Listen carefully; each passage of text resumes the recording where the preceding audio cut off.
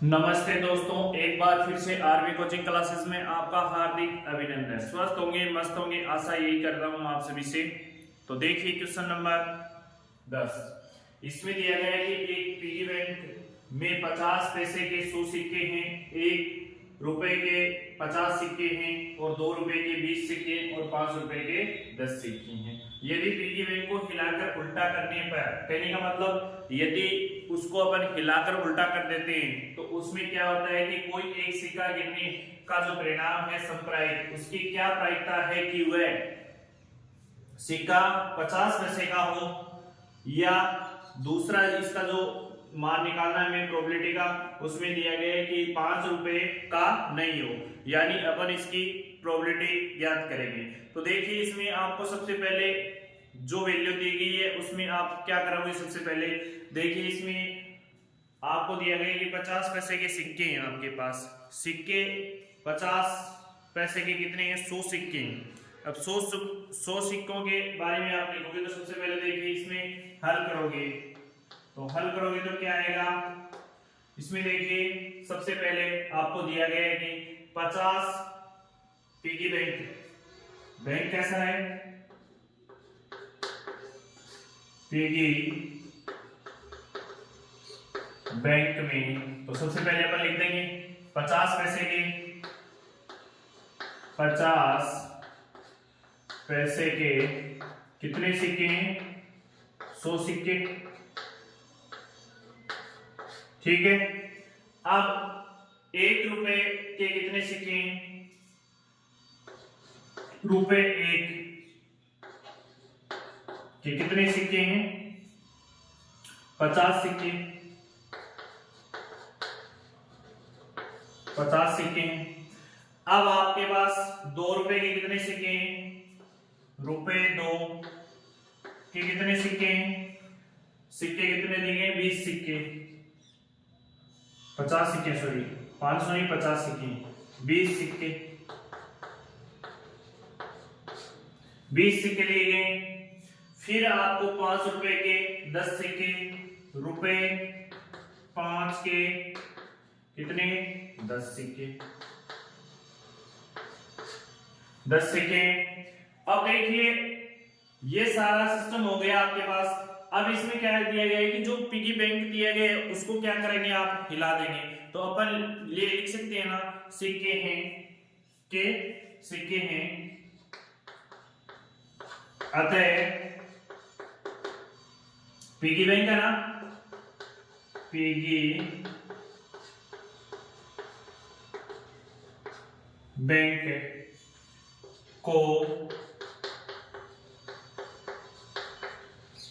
हिलाकर उल्टा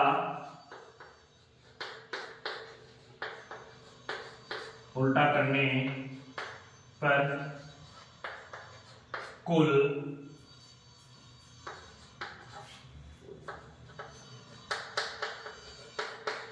संभावित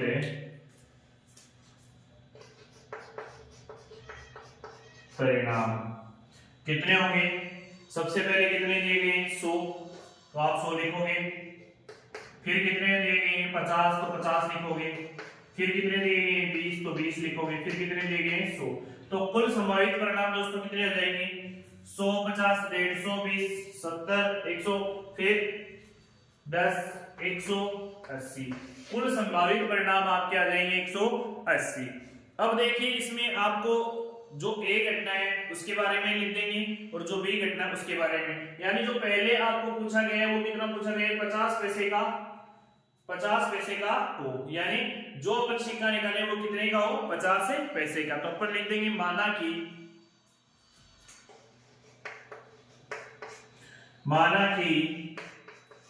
ए के बारे में अपन क्या करेंगे, ए को मान लेंगे। ए के जो माना कि ए है वो गिरा हुआ सिक्का कितने का है? ए बरोबर गिरा हुआ सिक्का 50 पैसे का है ना, पैसे का है, 50 पैसे का है। अतः ए के अनुकूल परिणाम कितने हो गए आपके पास अनुकूल परिणाम? देखिए 50 में से कितने सिक्के हैं? 100। तो क्या जाएगा आपके पास है 100 सिक्के, 100 सिक्के आ जाएंगे। इसी प्रकार माना कि बी गिरा हुआ सिक्का कितने का है? बी किसके लिए ज्ञात कर रहे हैं अपन? 5 रुपए का नहीं होने के लिए ज्ञात करें तो फिर पहले होने की प्रायिकता प्रोबेबिलिटी निकालेंगे। तो 5 रुपए होने के कितने हैं? 5 रुपए के कितने हैं? 5 रुपए का सिक्का कितना है? 10। गिरा हुआ सिक्का रुपए 5 का होगा। तो ये लिख देते हैं। अब देखिए दोस्तों, ये इतना आप नोट कीजिए। इसके बाद आगे बढ़ते हैं अपन। 5 रुपए का होगा।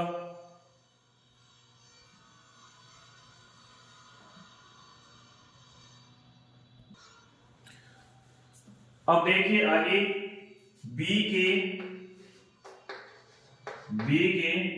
हल कर रहे हैं अपन। बी के अनुकूल परिणाम कितने हो जाएंगे? बी के अनुकूल परिणाम यानी 5 रुपए के सिक्के कितने हैं? 5 रुपए के सिक्के अपने पास कितने हैं? जैसे 5 रुपए के 10 सिक्के हैं ना, तो बी के अनुकूल परिणाम कितने हो गए? 10। अब देखिए दोस्तों, अब अपन को क्या करना है? इसका एक जो फॉर्मूला है उस फॉर्मूले को अपन को लिखना है। वो फॉर्मूला क्या है? बी ई पता है, ए कोई घटना है, इसके लिए ई के अनुकूल परिणाम बटे कुल संभावित परिणाम, यानी कुल परिणाम लिखो, कुल परिणाम। अब पहला जो क्वेश्चन है वो इसका जो आंसर है अपन निकालेंगे, यानी 50 पैसे का होगा। तो अपन क्या लिखेंगे? एक घटना मानी थी ना इसको, तो अपन लिख देंगे पी ए की प्रोबेबिलिटी, यानी ए के अनुकूल परिणाम कितने थे? 50 पैसे, यानी 50 पैसे के कितने सिक्के थे अपने पास? 100 सिक्के थे ना, तो अपन लिख देंगे 100। और अपने पास जो कुल परिणाम था वो कितना था? वो कुल परिणाम था अपने पास 180, तो अपन लिख देंगे 180, यानी कुल परिणाम कितना था? 180। सबका जोड़ा था हमने। तो देखिए इस 0 से 0 कट जाएगा। अब आपके पास वैल्यू कितनी है? ऊपर 10 से नीचे 18 है। और मैंने आपको विभाजकता का जो नियम बताया था उसमें ये कहा गया था कि जिस संख्या के अंत में 0, 2, 4, 6, 8 हो वो हमेशा 2 से डिविजिबल होता है। तो ये दोनों नंबर हैं वो 2 से डिविजिबल हैं, तो अपन इसको 2 से काटेंगे तो ऊपर कितना जाएगा? 5 और नीचे कितना जाएगा? 9, यानी जो इसका फाइनल आंसर है वो 5/9 आ जाएगा दोस्तों। तो अपन इसका आंसर लिख सकते हैं, नोट डाउन कर लीजिए। तो इसका आंसर आ जाएगा 5/9। इसी प्रकार से अपन इसका जो सेकंड है उसका अपन निकालेंगे। तो इस सेकंड का आंसर क्या है? कि रुपए 5 का नहीं होना। तो अपन सबसे पहले होने की प्रोबेबिलिटी निकाल लेंगे, क्योंकि हमें ज्ञात है कि प्रोबेबिलिटी होना या नहीं होने की जो योग है वो हमेशा कितना होता है? 1। तो अपन लिख देते हैं, क्योंकि इसको अपन ने ए माना था घटना और उसको अपन ने बी माना था। अपन लिख देंगे P B plus P B नहीं होने की घटना बराबर क्या होती है? 1। अब हमें पता है इस बात का कि 5 रुपए होने की जो प्रोबेबिलिटी है वो कितनी है। देखिए 5 रुपए के कितने सिक्के हैं? 10 सिक्के हैं। तो अनुकूल परिणाम कितने हो गए? 10। और कुल परिणाम कितने हो गए अपने पास? 180। तो अपन लिख सकते हैं 10/180 प्लस पीई नहीं होने की प्रायिकता बराबर 1। अब देखिए इससे ये कट जाएगा तो 1/18। अपन इसको लिख सकते हैं ना कि 1/18 प्लस पी बार बराबर 1। अब इसका करेंगे अपन पक्षांतरण, तो प्रोबेबिलिटी क्या जाएगी? पी -1/18, क्योंकि यहाँ पर क्या था? प्लस, उधर जाके कैसा हो गया? माइनस। अब इसके बटा में क्या लगा देंगे? 1। अब एलसीएम लेंगे दोनों का, तो वैल्यू क्या जाएगी अपने पास? 18 18 माइनस 1, तो वैल्यू अपनी जो आ गई वो 17/18 आ गई। तो अपन नहीं होने की जो प्रोबेबिलिटी है वो कितनी हो गई अपने पास, 17/18। तो दोस्तों आशा करता हूँ ये क्वेश्चन भी आपको अच्छे से समझ में आया होगा, क्योंकि हमें 5 रुपए होने की प्रोबेबिलिटी अच्छे से ज्ञात कर सकते हैं और नहीं होने की प्रोबेबिलिटी दोनों का जो योग होता है वो 1 होता है, और उसमें से अपन इसको माइनस करके इसका आंसर निकाल देंगे। तो इसका आंसर तो क्या आ जाएगा, अतः अपन लिख सकते हैं ना, यहाँ पर लिख सकते हैं अपन, अतः रुपए 5 का नहीं, जो सिक्का है वो 5 रुपए का नहीं होगा, उसका जो आंसर है वो क्या आएगा, ये आ जाएगा। इसको पी बी बार नहीं, नोट से अपन ने डिनोट किया, ठीक है, लिख लीजिए इस क्वेश्चन को।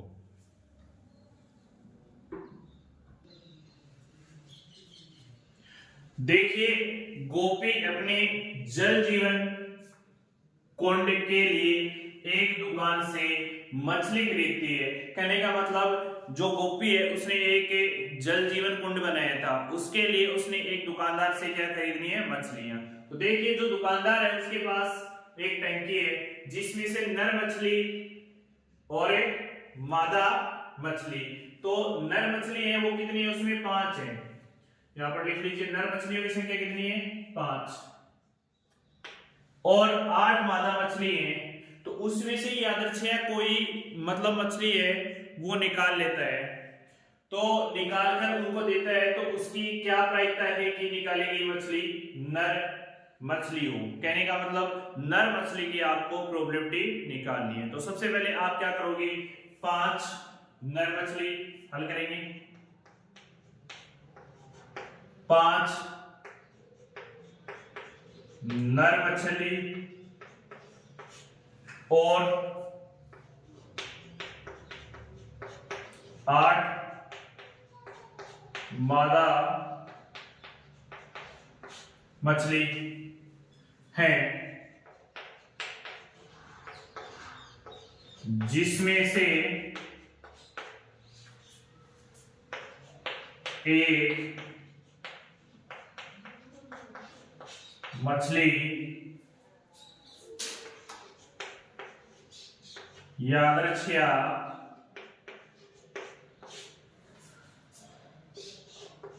उसे देने के लिए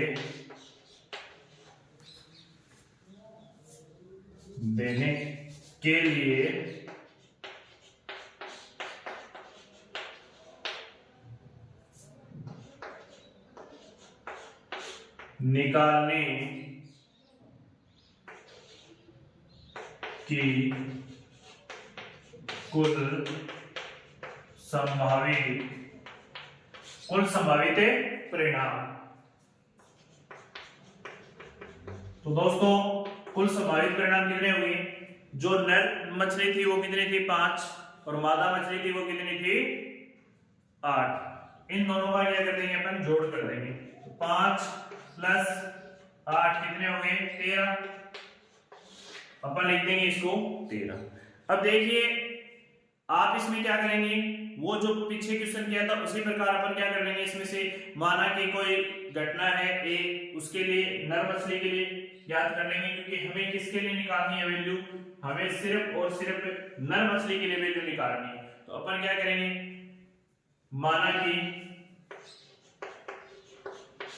माना ए निकाली गई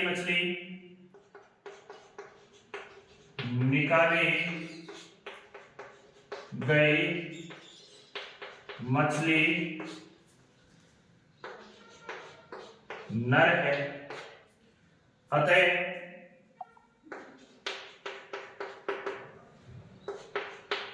ए के अनुकूल परिणाम कितने हो गए, नर मछली के परिणाम कितने हो गए दोस्तों, नर मछली कितनी है, 5 है ना, तो कुल परिणाम कितने हो गए, 5। कितने हो गए, 5। अब देखिए हमें ज्ञात है कि जो प्रोबेबिलिटी है उसका फॉर्मूला होता है अनुकूल परिणाम बटे कुल परिणाम। तो अपन कोई घटना ए के लिए निकालते हैं तो हमें प्रोबेबिलिटी ए के लिए निकालनी है, तो मैं डायरेक्ट यहां लिखता हूं पी ए बरोबर क्या हो जाएगा, अनुकूल परिणाम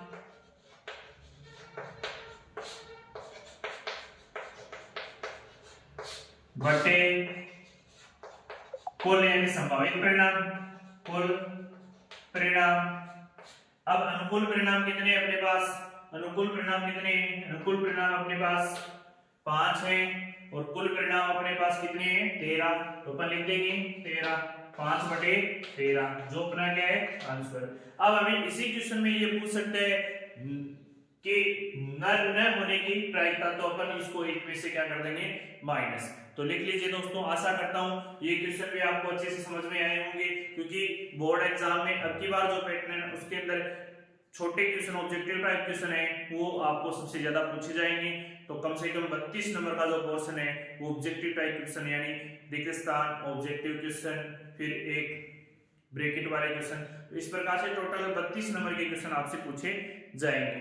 तो आशा करता हूं ये क्वेश्चन भी आपको अच्छे से समझ में आया होगा। तो लिख लीजिए इसे।